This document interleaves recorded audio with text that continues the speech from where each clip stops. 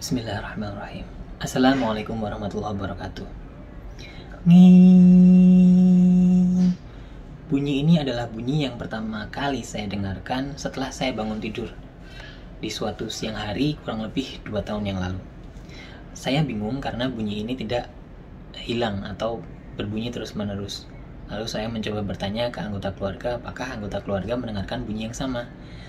Dan jawabannya tidak, mereka tidak mendengarkan sama sekali bunyi yang saya dengarkan ini. Saya pun bertambah panik dan bingung. Kenapa telinga saya mendengar sesuatu yang nggak ada sumbernya gitu dan tidak didengar oleh orang lain. Sampai suatu saat saya teringat bahwa beberapa waktu sebelumnya saya pernah membaca ataupun melihat video mengenai tinnitus. Di video kali ini saya ingin share mengenai tinnitus dan apa yang perlu dilakukan teman-teman apabila mengalami kondisi tinnitus. Oke, jadi tinnitus adalah sensasi bunyi yang didengar di telinga kita tanpa adanya sumber bunyi dari luar. Karena hanya terdengar di telinga kita, maka orang lain tanpa tinnitus tidak akan mendengarkan suara tinnitus. Jadi ketika kita tanya apakah dengar suara ini enggak sekarang, maka teman lain atau orang lain tadi kan menjawab tidak. Jadi orang normal tidak mendengarkan suara tinnitus. Suara tinnitus sangat unik. Di beberapa pengalaman teman, ada yang suaranya seperti ban kempes, ada yang suaranya seperti gemuruh, ada yang suaranya dengung, ada juga yang suaranya seperti jangkrik, dan ada juga yang suaranya berdenyut seperti detak jantung. Sangat berbeda-beda. Untuk saya sendiri suaranya denging, yang tidak berhenti, jadi high pitch, frekuensi tinggi. Itu yang disebut tinnitus. Nah, penyebab tinnitus itu macam-macam. Sangat kemungkinan penyebabnya banyak, jadi kadang kalau kita nggak tahu ya bingung sendiri, dan kita akan tenggelam mencari penyebab kita apa nih, ngobatinnya gimana gitu kan. Walaupun demikian, beberapa penyebab yang umum terjadi pada tinnitus adalah yang pertama usia tua. Jadi seiring dengan usia tua kemampuan pendengaran orang menurun. Seiring menurunnya kemampuan pendengaran atau kemampuan fungsi-fungsi sel di telinga, kadang terjadi tinnitus juga. Kalau hubungannya lebih detail mungkin bisa dijelaskan oleh dokter THT nanti. Nah, yang berikutnya paparan suara keras. Tinnitus juga bisa terjadi karena paparan suara keras. Teman-teman datang konser dekat banget dengan speakernya, lalu speakernya mengeluarkan suara yang sangat keras dan pulang-pulang teman-teman telinganya berdenging dan tidak hilang. Itu juga bisa terjadi tinnitus. Tinnitus juga bisa terjadi karena flu. Selain karena flu ataupun infeksi, ya, flu, infeksi, kondisi medis yang ada di telinga, tinnitus juga bisa terjadi bersamaan dengan hearing loss. Nah, yang ini terjadinya kalau di usia muda kita kurang tahu ya. Jadi faktor yang membuat hearing loss itu terjadi tiba-tiba di usia muda itu masih kalau kita baca literatur ya masih menjadi bahan penelitian juga. Hearing loss tadi ya, hearing loss yang dibarengi tinnitus. Selain itu, tinnitus juga bisa terjadi pada cedera kepala, cedera leher. Ada juga salah satu penyebab tinnitus yang karena posisi rahang yang tidak sesuai juga bisa terjadi. Mungkin yang terakhir penyebab tinnitus yang bisa saya sebutkan di sini, salah satunya adalah karena konsumsi obat-obatan. Beberapa teman di grup tinnitus juga bercerita bahwa setelah dia mengkonsumsi obat-obatan tertentu dalam jangka waktu yang panjang, dia merasakan hearing loss dan tinnitus. Ada juga yang tinnitus doang, ada juga yang hearing loss saja ya, seperti itu. Nah, penyebabnya sangat banyak tadi, sehingga kita perlu periksa ke dokter THT. Ini hal yang pertama harus dilakukan ya, setelah mengetahui tinnitus dan mengkira-kira penyebabnya tadi, mengetahui berapa macam penyebabnya, maka hal pertama yang perlu dilakukan adalah datang ke dokter THT. Datang ke dokter THT yang menguasai tinnitus, yang familiar dengan tinnitus dan biasa menangani tinnitus, dengan harapan tinnitus kita bisa recover atau bisa sembuh.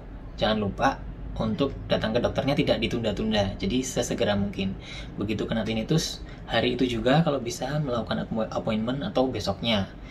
2 hari, 3 hari itu sangat baik. Karena di beberapa sumber, tinnitus dengan penyebab tertentu ternyata bisa recover kalau ditangani dengan cepat.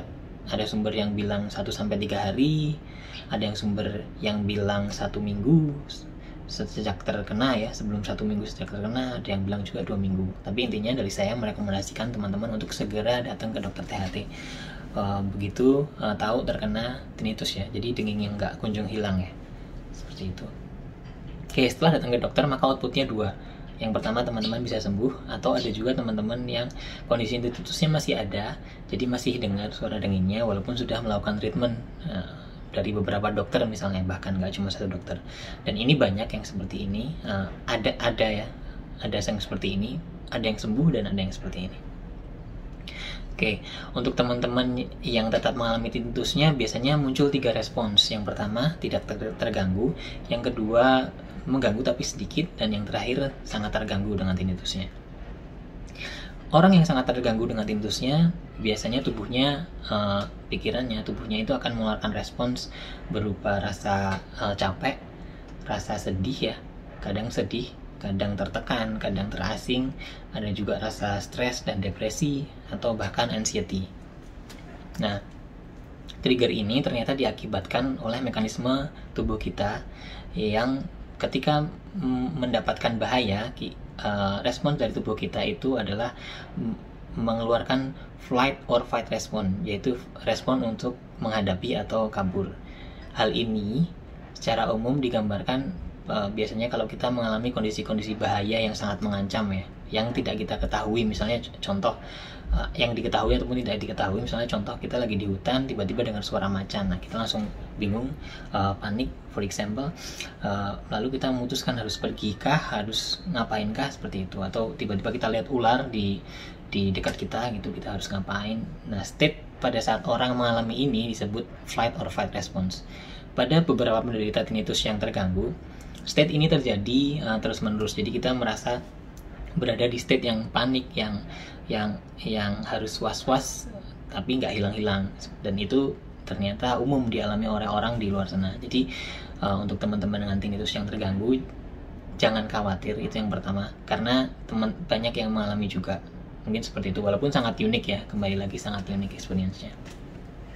Nah, jadi penjelasannya seperti itu. Adanya fight or fight response ini men-trigger tubuh kita untuk selalu waspada, semua indera menjadi lebih peka.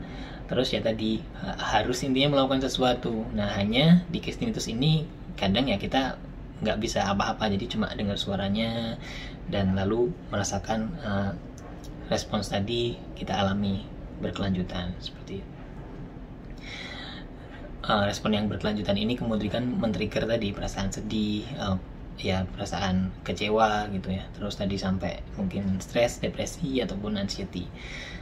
Nah, untuk orang yang kriteria orang yang seperti ini, maka dia membutuhkan support system atau siapapun itu, family boleh, teman-teman dekat boleh, atau orang yang nggak kenal tapi sama-sama terkena tinnitus juga boleh. Intinya kita mengkontak orang-orang ini yang memahami kita, yang bisa mendorong kita, yang bisa kita jadikan tempat curhat gitu ya, menceritakan yang kita alami, lalu kita mendapatkan feedback yang positif dari orang-orang tersebut.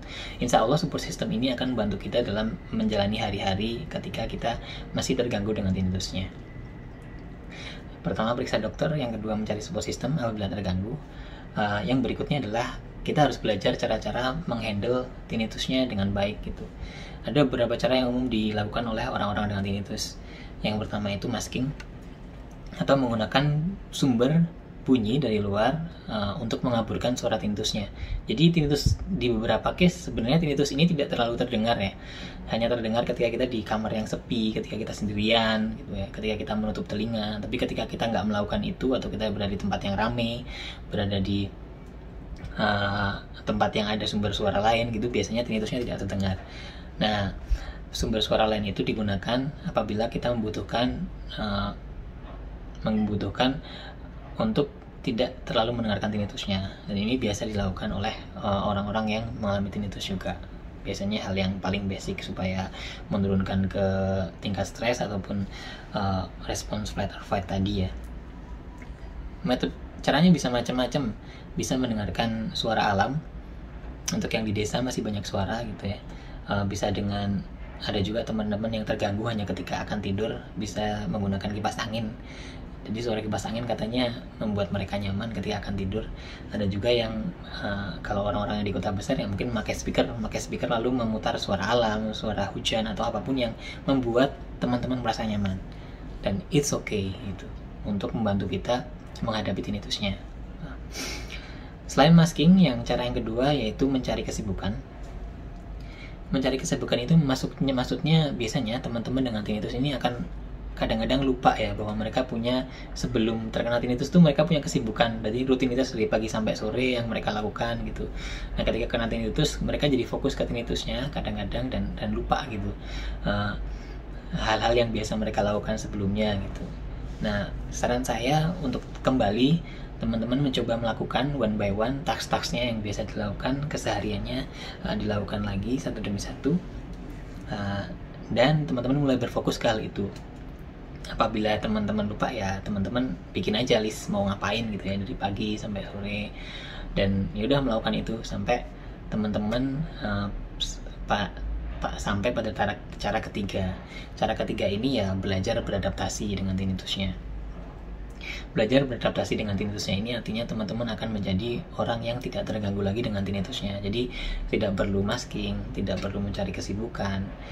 Teman-teman akan kembali ke kondisi di mana teman-teman belum mengalami tinnitus, seperti itu. Nah untuk belajar beradaptasi ini ya tadi dua langkah awal yang ini boleh dilakukan, ataupun kalau teman-teman memang sudah punya kesadaran yang tinggi gitu ya bahwa tinnitus is okay, tidak berbahaya, tidak mengganggu, somehow teman-teman bisa menyuruh respons tubuh teman-teman untuk kalem. Walaupun terdengar suara tinnitus tetap kalem, dan meyakinkan it's okay, there is no problem, kondisi sekitar teman-teman aman, kondisi tubuh teman-teman sehat, dan ya udah kembali lagi melakukan aktivitas bagaimana sebelum terkena tinnitus. Nah mungkin itu cara-cara atau hal yang perlu dilakukan apabila terkena tinnitus. Periksa ke dokter, mencari support system, terus mencari cara untuk menghandle tinnitusnya. Yang terakhir, apabila teman-teman masih terganggu terhadap tinnitusnya, salah satu cara yang bisa dilakukan adalah melakukan konsultasi profesional ke psikolog atau psikiater. Di sini teman-teman akan dibantu untuk mengatasi masalahnya dari sudut pandang kejiwaan ya. Teman-teman mungkin akan diarahkan supaya teman-teman bisa nih memberikan respons yang lebih baik dari sekarang untuk menghadapi tinnitusnya. Jadi menghadapi tinnitus dengan respons yang lebih baik. Di psikiater, teman-teman juga diberikan opsi untuk mengkonsumsi obat-obatan apabila sangat terganggu, merasa depresi atau merasa kesedihan yang berkepanjangan. Maka obat antidepresan biasanya diresepkan untuk membantu teman-teman mengurangi respons yang seperti itu. Dan ya semoga bisa membantu teman-teman.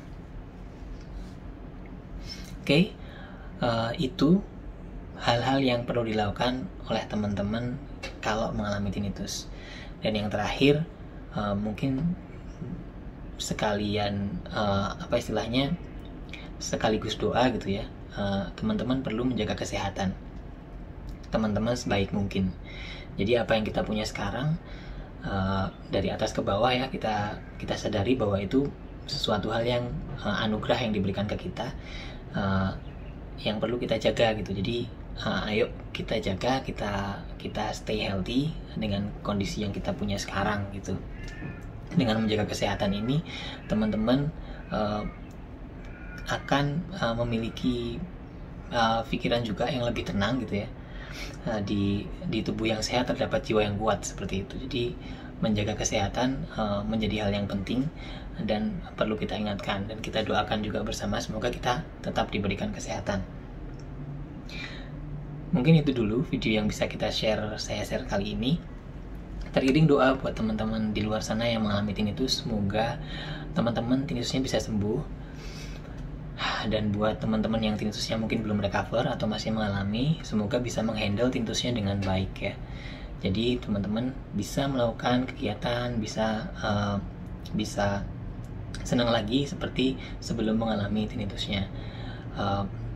Ya, mari berjuang bersama-sama gitu. kita sama-sama memiliki tinnitus ya. Sebagai informasi, saya masih memiliki tinnitusnya juga dari 2 tahun yang lalu, masih ada dan bunyinya masih sama. Tapi alhamdulillah sudah bisa menyesuaikan diri dan sudah bisa tidak terganggu dengan tinnitus yang saya alami ya untuk kondisi saat ini. Alhamdulillah. Moga-moga teman-teman juga bisa ke state ini, dan yang terutama tadi teman-teman bisa sembuh. Thank you very much. Nanti mungkin kalau ada kesempatan saya akan bikin video lagi yang menceritakan pengalaman pribadi saya terkena tinnitus. Jadi bagaimana dari awal terkena sampai di akhir dia masih ada, tapi saya bisa menghadapinya dengan baik. Oke, Assalamualaikum warahmatullahi wabarakatuh. Thank you.